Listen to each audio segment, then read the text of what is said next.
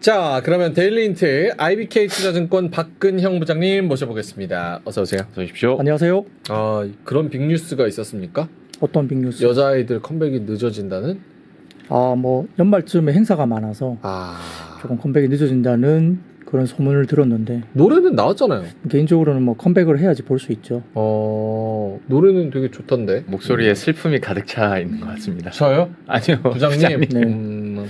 미연 씨를 한번 저기 3%에 최대한 모실 수 있으면. 아는 분이세요? 아니, 건너서. 한 달에 건너면 알아요. 아, 정말요? 네, 한 달에 건너면. 그 모시는 게 중요한 게 아니라 네. 저랑 같이 모셔야지 이슈가 되는 거예요. 아니요, 그거는. 심층 인터뷰 때 모시죠? 감질만. 데일리 인트. 자, 알겠습니다. 그럼 미연 씨가 이 방송 보신다고 생각하시고 오늘 시황 진짜 막떨어지게 해주세요. 그 눈가가 촉촉해져서 쉽지 않을 것 같은데요. 알겠습니다. 그래도 뭐 데일리 인트는 초심으로 돌아가서 열심히 매일 늘 초심입니다. 네, 알겠습니다. 예. 동향부터 짚어주신다면요? 네, 코스피는 48.96포인트, 거의 50포인트 가까이 상승 출발, 갭상승했는데요. 역시 미국의 10월 CPI, 모처럼 헤드라인과 코어 모두 컨센서스를 하회하면서 시장 호재로 작용했습니다. 더군다나 미국의 하원에서 임시 예산을 통과시키면서 11월 17일 이후에 정부 폐쇄 불확실성을 해소시켰죠. 전체적으로 지금 15일 예정된 미중 간의 정상회담 기대감도 상당히 긍정적인 흐름이고요. 달러 원도 원달러 환율도 미국의 CPI 둔화에 아침 출발을 1,307원 정도로 출발했습니다. 장중에 1,300원 하회하기도 했는데요.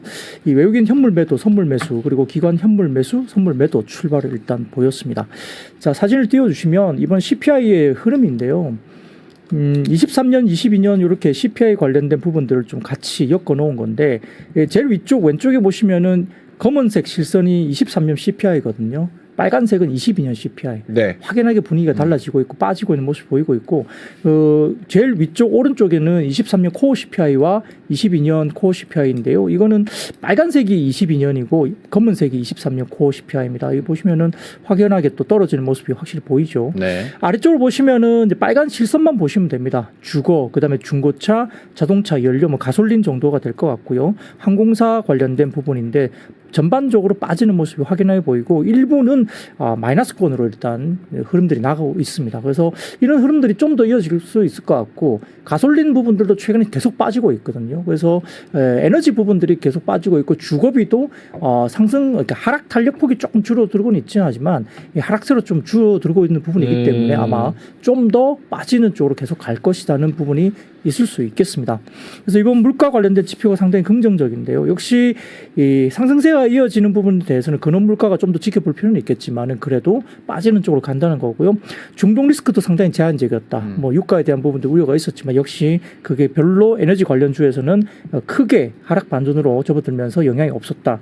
그리고 아까 말씀드렸던 주거 물가가 7개월 연속 꾸준하게 상승폭을 줄여 나오고 있기 때문에 그렇습니다. 두 번째 사진을 띄워주시면은 이 약간 그 중간중간에 이제 어떤 그 약간 세부 항목별로 네. 보여주는 거거든요. 그래서 푸드 쪽이라든지 그 다음에 에너지 쪽, 그 다음에 우리가 뭐 커모디티 뭐 등등을 포함한 부분들을 체크가 되어 있는 부분인데요. 중고차라든지 이런 부분들이 어떻게 빠지고 있는지 모습을 보여주고 있으니까 이거는 표를 한번 참고를 해보시면 될 것 같습니다.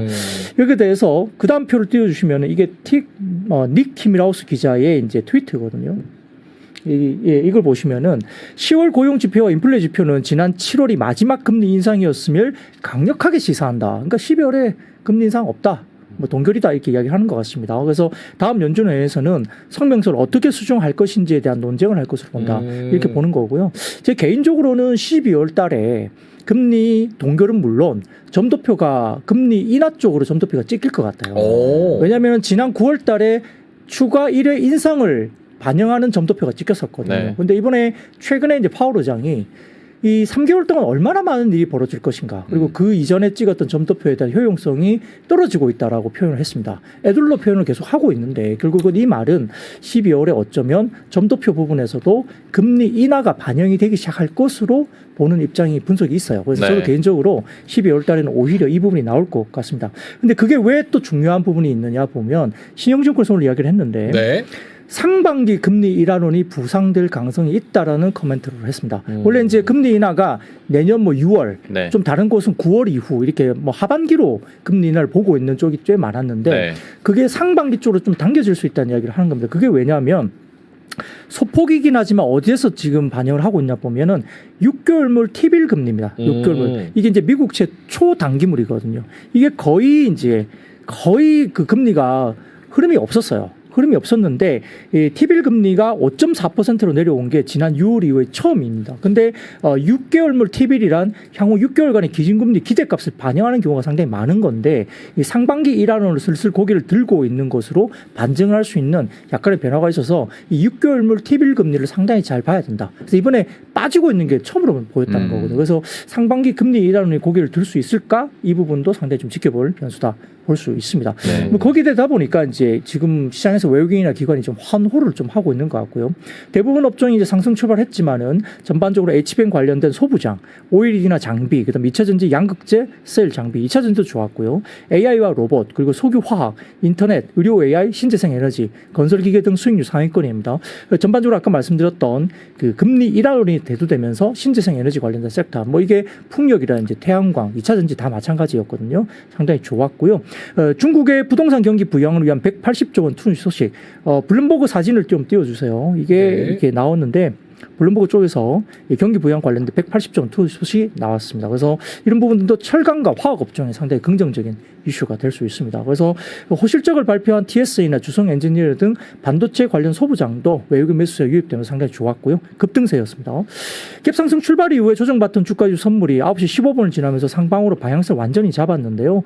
11시를 지나면서 중국의 10월 소비 생산 지표가 예상치를 상회하는 서프라이즈를 발표했는데 이게 3개월째 서프라이즈입니다. 그러니까 상당히 좀 의구심을 가진 것을 신뢰감을 줄 수 있는 쪽으로 변하고 있다. 이렇게 이야기를 할 수 있죠. 그래서 상당히 좀 중요한 이슈로도 오늘 상당히 하루 종일 시장이 꺾이지 않고 갔던 부분이고요.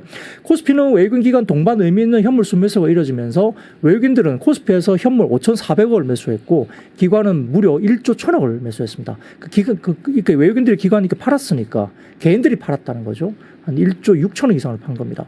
그래서 이제 오늘 2.2% 코스피가 상승했고 홍콩 항생지수와 일본 니케이도 2% 중반 정도 상승을 급등을 했죠. 그래서 이런 부분도 상당히 좀 중요한 부분이고요. 양시장 반도체 업종 중심의 매수가 상당히 많았습니다. 그리고 선물은 외국인들이 2개월 만에 최대 매수가 보였고 기관은 금융투자 중심으로 매수가 들어왔고 코스닥에서도 반도체, 일부 2차 전지, 통신 장비주가 매수가 들어왔습니다. 업종별로는 하나오션이나 삼성중공업, 현대차 등 조선과 자동차주 강세, 운수 장비가 굉장히 좋았고요. 기계에선 두산 로보틱스나 두산 에너빌리티 등 두산 그룹주 강세, 그리고 채권금리 하향 속에 카카오나 네이버 등 인터넷주도 올랐고요. 시총 상위단에서는 반도체 그리고 배터리 셀 업체 강세 때문에 전기전자가 상승세를 보였고요. 코스닥에서는 외국인 중심으로 자금이 유입되면서 반도체나 IT 하드웨어 등 기술주 중심의 강세였고 전일에 이어서 2차 전지 밸류체인 기업들이 연이어서 반등세를 기록하면서 지수 상승을 주도하긴 했지만 다만 장 후반에 2차 전지 양극재 업체 에코프로 그룹주가 거의 밀리면서 상승폭을 대부분 반납한 것이 특징으로 볼 수 있겠습니다. 어쨌든 CPI나 금리 같은 경우는 인상은 끝났다라는 쪽으로 확실히 이제 가고 있는 것 같고 그래서 안 움직이던 이런 것도 좀 움직이는 것 같습니다. 신재생 에너지 중에서 미국 태양광 관련주. 네, 그 지난밤 CPI가 아까 말씀드린 것처럼 이제 페드의 금리 인상이 좀 마무리됐다는 인식을 가지고 있고 아까 말씀드렸던 닉 티밀하우스 기자도 어느 정도 그걸 쐐기를 박는 트윗을 이야기를 했죠. 닉 티밀하우스 기자는 사실은 페드에 빨대 꽂아 놓은 기자로 알려져 있습니다. 거의 내부자 정보를 뭐 독점적으로 보도하는 쪽으로 이야기를 하고 있기 때문에 뭐 그 흐름으로 갈 것 같습니다. 그래서 미국 증시에서도 이제 금리 관련된 부분들이 어느 정도 이제 방향성이 정해졌다 보는 가운데 퍼스트 솔라도 11.4%, 솔라 에너지 테크놀로지도 10.79, 그리고 인페이스 에너지도 16.35. 그러니까 굉장히 신재생이 급등을 했죠. 태양광 중심입니다. 그래서 국내에서도 태양광, 뭐 풍력 이런 쪽도 마찬가지고 2차 전지 쪽도 오늘 올랐는데 사실 2차 전지주의 반등은 한 2, 3일 정도 올라왔기 때문에 네. 다소 좀 많이 오른 상태에서 셀업체는 오늘 그래도 상승폭을 어느 정도 유지를 했지만 양극재 쪽에 에코프로 그룹은 일부 이제 좀 이슈가 있었죠. 막판에 음봉이 확 나오면서 거의 네. 보합 수준으로 마무리가 됐습니다. 유진태증권에서 이야기를 했는데요. 자, 사진을 좀 띄워주세요. 이제 최근에 신재생 에너지, 특히 이제 유진투자증권에서는 풍력이나 뭐 태양광 등등을 이야기를 많이 하는 이제 리서치 쪽인데요. 이제 우리가 이제 트럼프 재임기 관련된 이야기를 많이 하지 않습니까? 내년에 트럼프 대통령이 만약에 당선이 되면 기존에 바이든 대통령이 했던 이 신재생 관련된 쪽, 특히 2차 전지도 마찬가지고 센티가 안 좋아질 수 있다. 아니면 뭐 못하게 막을 것이다. 이런 이야기를 많이 했지만 네. 과거에 첫 번째 사진 띄워주시면 풍력 시장 설치량이거든요. 그러니까 트럼프 재임 기간 과거에도 굉장히 성장을 많이 했습니다. 그죠? 지금 풍력 쪽에 많이 나오죠. 그 다음 사진 들어주시면은 태양광 설치량입니다. 이쪽도 트럼프 대통령 재임 기간 동안에 성장이 굉장히 많이 나타났죠. 그러니까 트럼프 대통령이 된다고 해서 이 신재생이 꺾인다고 보기에는 좀 기우다.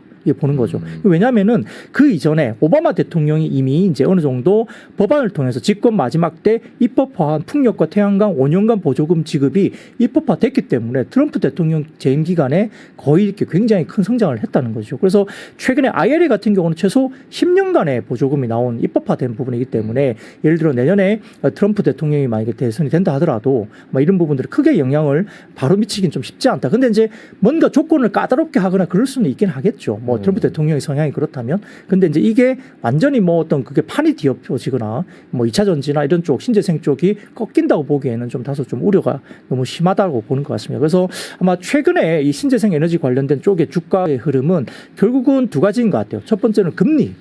금리가 꺾이면 어느 정도 이 부분이 좀 상쇄되면서 센티가 좋아질 수 있다는 거고요. 두 번째는 풍력이나 뭐 태양광 쪽은 사실은 실적이죠, 실적. 그러니까 이제 센티는 금리가 빠지면 좋아질 것 같긴 한데 이제 사실은 실적이 못 받쳐줬잖아요. 풍력 같은 경우도. 그러니까 그런 부분들이 다소 조금 우려스러운 부분이 분명히 있는데 센티적으로 봐서는 이제 뭐 트럼프 대통령이 된다고 해서 이렇게 꺾일 것 같지는 않다. 그리고 결국은 그 핵심의 중심은 금리의 흐름과 그리고 결국은 숫자를 낼 수 있느냐 이걸 좀 봐야 되지 않을까 뭐 그런 판단 들고 있습니다. 알겠습니다. 태양광 쪽.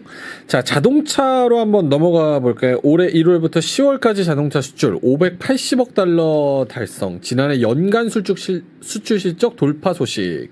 네, 사실 뭐 어제도 제가 마감 시황 때 자동차를 들고 왔었어요. 그래서 이제 일부 증권사에서 이야기했던 자동차 관련된 섹터 뭐 굉장히 좀 좋을 수 있다는 이야기를 했는데 역시 이제 올해 1월부터 10월까지 자동차 수출액이 580억 달러 육박합니다. 그래서 지난해 전체 수출액을 이미 넘어섰다 볼 수 있으니까 상당히 좋은 상황이고요.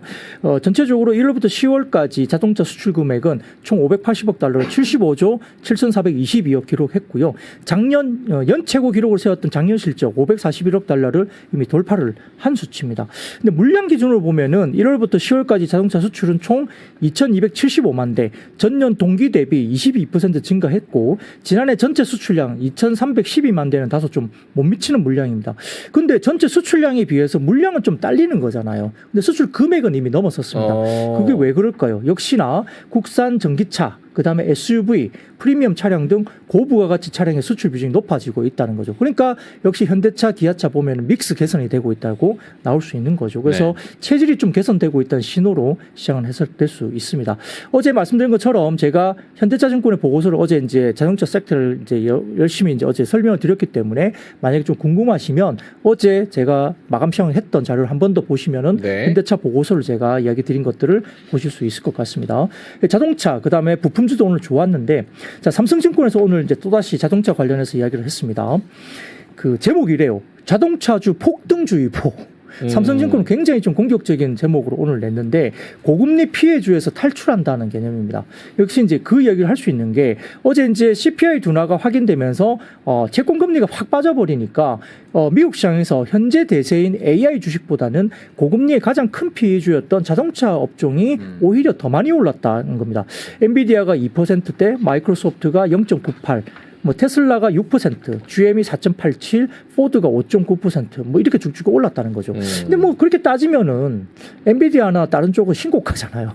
근데 자동차주는 그렇지는 않죠. 그쵸. 그러니까 상대적으로 그걸 뭐 이렇게 비교하기에는 조금 단편적인 이슈도 들긴 하지만 아무튼 어제 CPI 둔화가 확인되고 채권금리가 확 빠지니까 일단 반응은 그 고금리의 피해주가 좀 많이 올랐다고 평가는 삼성증권에서 했습니다.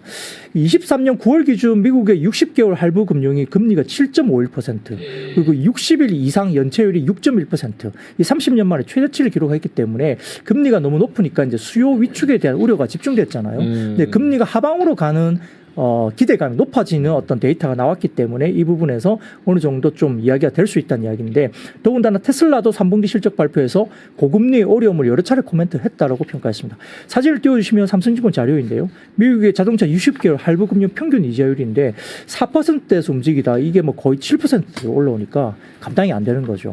할부 금융이. 그래서 이런 부분도 문제가 되고 있는데, 이게 꺾인다면 수요 위축도 어느 정도 우려를 벗어날 수 있다라고 보는 것 같습니다. 그 테슬라 쪽도 마찬가지인데요. 다음 사진 보여주시면 일렉트릭에 대해서 이야기가 나왔는데, 테슬라의 IR에서 헤드 쪽에 IR 헤드가 성장 둔화를 경고했다는 이야기입니다. 그래서 최근에 미팅한 투자자들에게 테슬라 쪽에서 과거 고성장 전이나 모델들의 후속 라인업이 확정되기 전까지는 성장 속도가 낮아질 수 있다고 경고를 했다는 겁니다. 그러니까 이게 고금리라든지 그다음에 이미 얼리 어답터가 지원금을 받고 이미 산 사람들은 어느 정도 수요가 일단락됐고, 네. 최근에 이야기되고 있는 캐즘의 기간이 들어가면서 다소 좀 수요 둔화, 이 부분들이 단기적으로 좀 온다는 것이고, $20,000대의 저가 모델의 출시가 이루어져야 고성장 추세로 재짐할 가능성이 있다라고 테슬라 자체에서도 이제 이야기를 하고 있다는 거죠. 근데 이제 독일과 멕시코 공장의 저가 모델 생산은 빨라야 25년 4분기 아니면 26년 상반기로 예상되고 있기 때문에 조금 수요가 아직까지는 조금 더 봐야 된다 이야기입니다. 근데 이제 결국 금리가 빠지면 그래도 이제 수요가 좀 살아나고 Q의 성장이 이루어지는 게 내년 정도부터는 온다라고 대부분 보는 것 같습니다. 네. 그래서 이제 삼성증권에서는 결국 이제 자동차 업종은 호실적에도 불구하고 수요 둔화 우려, 그다음에 수급상의 공백으로 역사적인 최저 밸류에이션으로 굉장히 디레이티된 상태다. 그래서 내년 추정 실적 기준으로 봤을 때는 현대차가 P 밸류에이션이 3.7배, 기아가 3.3배, 그다음에 한국타이어나 부품사 SL, 화신, 성호 IT가 다 4배 정도 수준입니다. 그러다 보니까 지금 당장 삼성증권이 어떻게 이야기하냐면, 지금 당장 주가에서 2배가 올라도 이상하지 않은 정도의 밸류에이션이다. 이건 굉장히 공격적이에요. 개인적인 바람이 있는지 모르겠습니다. 그렇습니다. 내년 같은 경우에는 4분기에 5년 내 최대 생산 대수 193만 대가 예상되고 있다. 현대기아 그렇고요. 네. 내년에 신차 사이클에 재진입하면서 미국 시장에서는 탑3 그리고 미국 전기차 시장으로 봐서는 탑2 등극이 예상된다고 삼성증권 평가했고, 고금리 피해주였던 자동차 업종에 관심을 가질 시점이다 이야기했고요. 어제도 제가 말씀드렸지만 다울투자증권에서는 우리 그 타이어 업종 이 부분도 턴어라운드가 나오고 있어서 좀 보자라고 말씀을 드렸죠. 다음 사진 보시면은 현대기아의 증설 가능입니다. 이 가동 시기 관련해서 현대기아가 미국 지역이나 인도, 인도네시아 등등을 포함한 해외 쪽에서의 증설 이슈가 있기 때문에 이 부분도 특히 이제 미국 현지에서는 증설이 이루어지면은 상당히 좀 빠르게 판매가 또 이루어질 수 있다는 분도 좀 우리가 봐야 되겠다 봅니다. 더군다나 이제 한국투자증권에서 오늘 이야기를 했는데, 자동차 부품 관련해서 중소형 부품업체 3분기 실적에 대한 이슈를 코멘트를 했는데요. 네. 쉽게 말하면 중소형 자동차 부품업체를 보자는 이야기입니다. 근데 그 이유는 최근에 중소형 자동차 부품업단의 수익성이 3분기에도 대형 부품업체를 뛰어넘었다고 보는 것 같고요. 3분기 합산 영업이익률이 5%를 넘은 거는 지난 2013년 이후에 중소형 부품업체는 처음입니다. 그 10년 만에 처음이라는 거죠. 이러한 중소형 부품업체의 실적 호조는 일시적인 현상이 아니다. 그래서 플랫폼화라든지 미래차 전환 그리고 밸류체인 보호에 따른 구조적인 트렌드로 평가를 했고, 세 가지에 해당하고 있는 실적이 성장하는 중형 부품업체들을 선호하는데, 한국투자증권에서 선호하는 부품업체는 한국단자공업, 세방전지, S&T 모티브, 그다음에 MS 오토텍, 명신산업, 그리고 한국무브넥스 등이 해당된다라고 평가를 했습니다. 그래서 중소형 부품사도 최근에 이익률이 좋아지는데, 근데 과거에 이익률이 안 좋았던 거는 딱 보면 우리가 생각할 수 있죠. 왜냐하면 그때 당시에는 반도체 부품 공급에 차질이 있었고 네. 물량을 많이 못 냈죠. 근데 현대기아는 어떻게 팔았어요? 아까 말씀드렸던 비싼 차 중심으로 팔면서 매출이나 이익률이 올라가고, 근데 물량은 100개 팔던 게 예를 들어 90개로 줄어드니까 부품사들은 실적이 안 좋아질 수밖에 없죠. 근데 이제 반도체 공급이 이제 원활하게 되면서 어느 정도 제대로 된 물량 증가가 되고, 그러다 보니까 이제 부품사들은 과거보다는 지금 현재로서는 이익률이 올라가는 모습이 보일 수밖에 없고, 그게 내년에는 물량 증가가 더 많이 이룰 수 있다라고 지금 평가를 하고 있는 거잖아요. 그러니까 이제 부품사들의 영업이익률이 5%를 넘긴 게 2013년 이후에 처음이라고 합니다. 그러니까 부품사들이란 턴어라운드가 좀 이루어질 수 있다는 점에서도 한국투자증권은 상당히 좀 중소형 부품사를 좀 집중하는 이야기를 오늘 꺼냈습니다. 여기 동의하세요? 자동차 2배 가도 괜찮다. 아니 자동차 당장 2배가 또 이상하지 않다에 대해서는 동의 못하죠. 내일 40만 원 현대차가 가면 이상하긴 하잖아요. 아 근데 긍정적으로 봅니다. 네. 그렇네. 현대차가 내일 갑자기 40만 원 가면 이상하지. 아, 이상하죠. 음. 근데 상한가도 실제로 있는데. 긍정적으로 보고 시장의 분위기가 오르려고 하면 같은 아니면 비슷한 이슈여도 이거 긍정적으로 해석하면서 올리거든요. 지금 자동차에 약간 그런 기운들이 모이고 있지 않나라는 생각도 문득 브리핑 듣다 보니까 들더라고요. 한번 관심 가져봐야겠습니다. 자, 그러면 미국 국채금리 급락 그리고 필라델피아 반도체 지수가 올라가면서 HBM, 인터넷, IT 대표주가 또 올라갔습니다. 네, 뭐 오늘 좀 아쉬운 것들은 2차 전지 양극재 부분에 종가 무렵에 좀 아쉬움이 분명히 네. 있었는데 역시 금리 하락 쪽으로 이제 방향성이 좀 명확하게 나온 듯한 분석들이 많이 나오다 보니까 뭐 HBM 관련된 뭐 반도체 섹터라든지 그다음에 인터넷 관련 네이버, 카카오 등 그리고 IT 대표주들이 뭐 2차 전지 셀 업체는 또 괜찮았거든요. 삼성 SDI나 그다음에 LG 엔솔 이런 쪽은 상당히 괜찮았다는 거거든요. 그래서 이런 부분도 상당히 좀 긍정적으로 지금 이제 기대감이 높아지는 분위기인데 미국 장에서도 반도체 지수가 일단 급등 마감을 했죠. 인텔도 3%대, AMD도 2.6, 엔비디아도 2%대. 그리고 뭐 일부는 신고가가 나오기 시작합니다. 그래서 엔비디아 수혜주는 엔비디아다 이야기할 정도로 그죠? 그러니까 차라리 엔비디아 그냥 사는 게 낫지 않느냐 뭐 이런 이야기 할 정도입니다. 그래서 이 국채금리, 미국 국채금리도 지금 10년물 금리가 4.5%가 깨졌죠 아래쪽으로. 그래서 제 개인적으로는 한 4.4%대, 4.3%대 정도까지도 좀 열려 있지 않을까 생각은 하고 있어요. 왜냐하면은 비레커먼이 30년물 그 국채 그 공매도를 시작한 게 4.3%대부터 공매도를 시작했거든요. 네. 그래서 이 정도까지는 레인지가 좀 있지 않을까 저는 개인적으로 생각은 하고 있습니다. 더군다나 이제 최근에 엔비디아가 최신 AI 가속기 H200을 공개했고요. 5세대 고대역폭 메모리 HBM을 대거 적용하면서 삼성전자나 하이닉스 관련된 메모리 반도체 기업들의 HBM 특수를 이끌 것으로 전망되고 있어서 이 부분도 신제품이 일단 나왔다는 거고 더군다나 이제 언론 보도에 따르면은 삼성전자가 내년부터 네덜란드의 ASML에 EUV 노광 장비를 추가로 들여온다 소식이 전해졌습니다. 이게 이제 금액 자체가 10조 원 정도 규모로 추정이 된다라고 이제 기사가 일단 나왔는데요. 네. 계약상 비밀 유지 조항이 있기 때문에 뭐 자세한 내용은 밝혀지지 않았고 5년간 총 50대 공급설이 힘이 실리고 있다 이렇게 나옵니다. 그래서 이런 부분들이 이제 기사화됐기 때문에 아무래도 뭐 삼성전자도 괜찮았지만 하이닉스도 오늘 52주 신고가 또 나왔죠.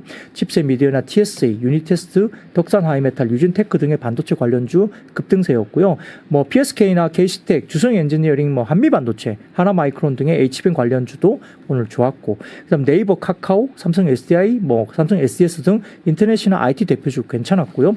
장막판에 에코프로 그룹주들은 밀리면서 지수에 좀 영향을 줬습니다.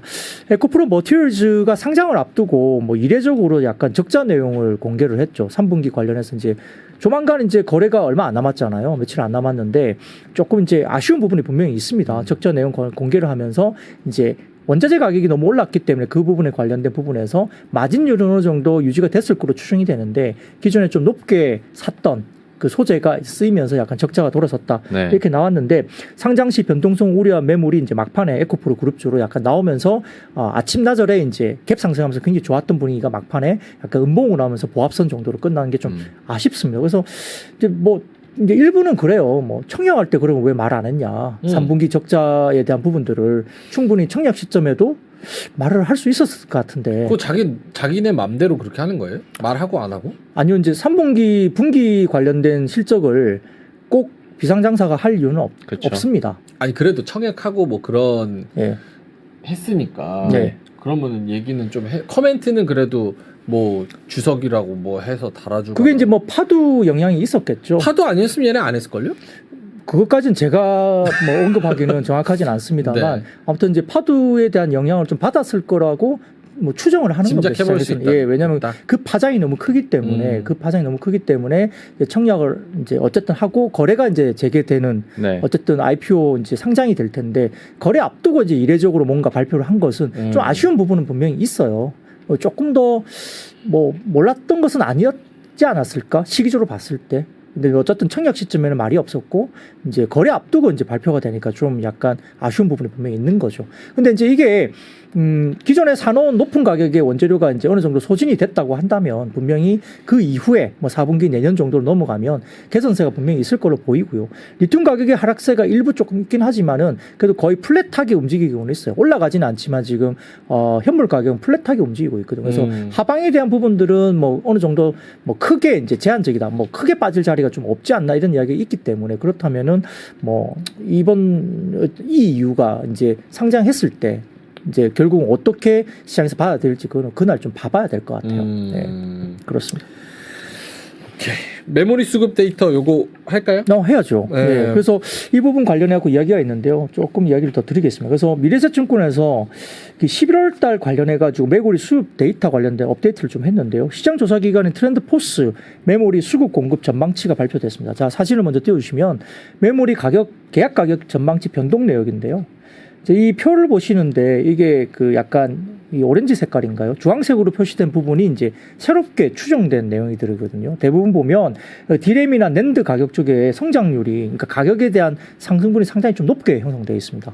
기존보다 상당히 올라가 있던 거죠. 그래서 이렇게 올라가는 주요 요인들의 하나는 뭐냐면 스마트폰 수량의 전망치가 상향 조정되고 있다는 겁니다. 그래서 다수의, 그러니까 TSMC나 퀄컴 등의 실적 발표 시즌 때 대다수의 체인들이 스마트폰 채널 재고의 조정이 종반을 향해 간다고 언급을 했다는 게 기본적인 이유고요. 그다음에 9월부터 연말 성수기 수요를 대비한 셀인 물량 증가가 집계되면서 이 카운트 포인트에서 집계가 된 겁니다. 그래서 결국은 판매량의 증가에 확신을 가지기 좀 어려운 경제 여건이 하지만 판매량 반등이 크게 의심되지 않는다는 이야기를 하는 거고요. 두 번째로는 스마트폰 대당 탑재량 상향 조정입니다. 이게 왜냐하면은 올해가 내년에 스마트폰 디램 탑재량 증가율 또한 각각 12%와 10.4%로 기존의 전망치 대비 0.3에서 0.5%포인트 상향 조정했습니다. 이게 왜냐하면 스마트폰이 이제 점점점 이제 우리가 컨텐츠 소비가 굉장히 좀 더 높아지는데 이 가격이 좀 빠져 있으니까 뭐죠? 거기에 대한 탑재량을 늘리는 겁니다. 가격이 좀 싸게 거래가 되니까. 그러니까 이런 부분들이 이제 어느 정도 스마트폰 대당 탑재량 상향 조정되는 거고, 그다음에 가장 중요한 게 요즘에 나오는 이야기가 이거예요. 그 다음 사진 보이시면은 on device AI to boost DRAM density. 이거 좀 뭐냐면 우리가 이제 스마트폰에서도 AI 기반의 어떤 뭔가가 향후에 탑재될 것으로 기대되는 부분이 이제 대두가 되는 거죠. 그러면 이제 PC나 스마트폰 쪽에 AI 기능이 이제 탑재가 되면 덴서티가, 디램의 덴서티가 굉장히 많이 올라간다. 이게 이제 우리가 HBM 등을 포함한 메모리 쪽에 호재로 작용할 수 있다는 겁니다.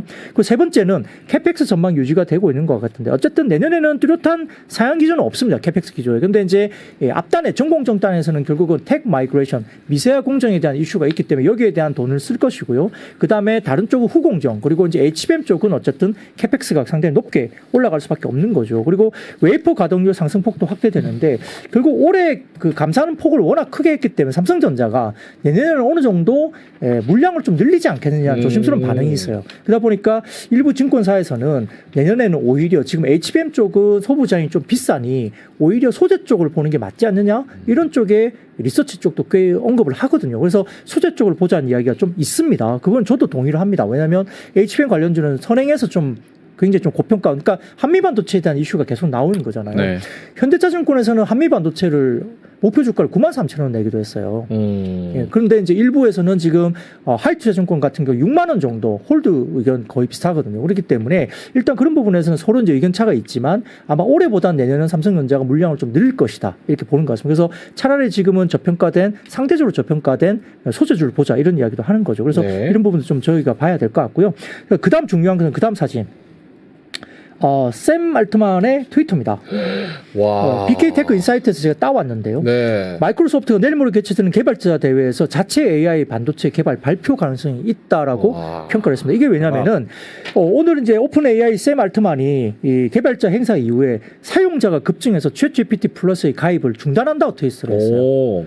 그만큼 이제 강하고 더 싸고 쉽게 사용할 수 있는 GPT 발표로 이 AI나 오픈 AI GPT 인기가 뜨거워지고 있고, 이게 AI 서버가 크게 부족하다는 의미를 나타내는 거죠.